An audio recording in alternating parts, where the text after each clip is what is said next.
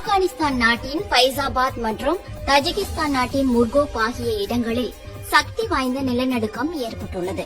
பைசாபாத் நகரில் 6.7 என்ற அளவிலும் முர்கோப் நகரில் 6.8 என்ற அளவிலும் ரிக்டர் அளவுகோலில் நிலநடுக்கம் பதிவாகியுள்ளது.